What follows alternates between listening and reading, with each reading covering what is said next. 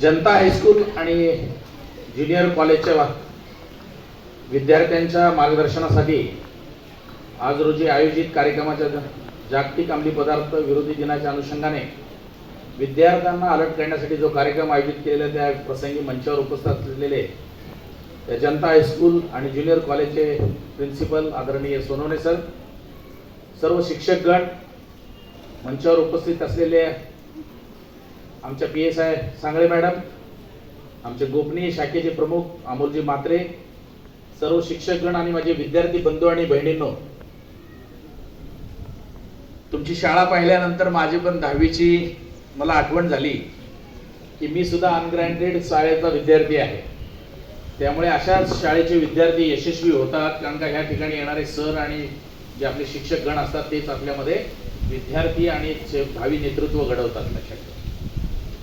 तर आज आपण खूप महत्त्वाच्या विषयावर तुम्हाला मार्गदर्शन करण्यासाठी आलेलो आहे की एक प्रकारचं अंमली पदार्थ हे जे नशाचं जाळं आपल्या भारतीय देशामध्ये पसरायला लागलेलं आहे, त्याला रोखायचं आहे आपल्याला, आणि ते कशा पद्धतीने रोखता येईल हे सांगण्यासाठी आम्ही तुमच्याकडे आलेलो आहे. तो विद्यार्थ्यांनो, तुम्हाला आता हे अंमली पदार्थ म्हणजे काय हे अजून तुम्ही तिथपर्यंत पोहोचलेले नाही आहे.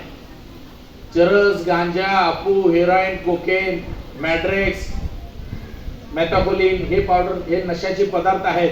हे तुम्हाला माहित नाहीत. गांजा एखाद्या वेळी ऐकून असाल तुम्ही की ते काका गांजा पितात, हे काका गांजा पितात. गांजा हा पदार्थ अंमली पदार्थ आहे जो नशाचा पदार्थ आहे. पण तुम्हाला गुटखा, सिगारेट, बिडी, दारू हे सगळं माहित आहे. कोणाकोणाला माहित आहे हे सगळे? गुटखा, बिडी, दारू हे तुम्ही ऐकून आहात असे कोण कोण आहे? हात वर करा.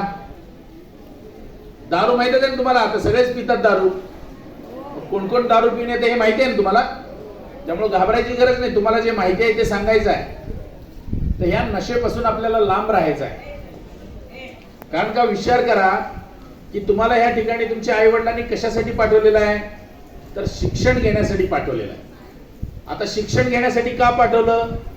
कारण का त्यांच्या आयुष्यामध्ये त्यांनी शिक्षण शिकले नाहीत, म्हणून त्यांच्या आयुष्यामध्ये कधीच त्यांना मान सन्मान मिळत नाही. गावच्या कुठल्या कार्यक्रमामध्ये त्यांना स्टेजवर बसवलं जात नाही, किंवा एखाद्या वेळी स्टेजवर येऊन बोलता येत नाही. कुठल्याही प्रकारचा त्यांच्या आयुष्यात मान सन्मान मिळालेला नसतो. दुय्यम आयुष्य जगण्यामध्ये त्यांचं आयुष्य चाललेलं असतं. हीच वेळ आपल्या मुलाबाळांना, आपल्या मुलांना, आपल्या मुलीला आली नाही पाहिजे. त्यांनी शिक्षणात शिकून स्वतःचं अस्तित्व स्वकर्तृत्वावर निर्माण केलं पाहिजे. याच्यासाठी तुम्हाला या ठिकाणी पाठवलेलं आहे. तर या ठिकाणी आल्यानंतर तुम्ही काय केलं पाहिजे? तर या ठिकाणी आल्यानंतर तुम्हाला तुमच्या आई वडिलांच्या उद्देशाची जाणीव पाहिजे की आपल्या आई वडिलांनी आपल्याला या ठिकाणी कशासाठी पाठवलेलं आहे. तर त्याच्याशी प्रामाणिक राहिलं पाहिजे. आपल्या आई वडिलांची इच्छा पूर्ण करण्यासाठी आपण अभ्यास केला पाहिजे वेळेवर, आपण व्यायाम केला पाहिजे वेळेवर, आणि गुरुजनांनी जे सांगितलेलं त्या मार्गावर चाललं पाहिजे. विद्यार्थी मित्रांनो, तुम्हाला विचारतो की तुमच्यापैकी शाळेत येताना आपल्या आई वडिलांचे दर्शन घेऊन, आशीर्वाद घेऊन जे जे विद्यार्थी येतात त्यांनी हात वर करा.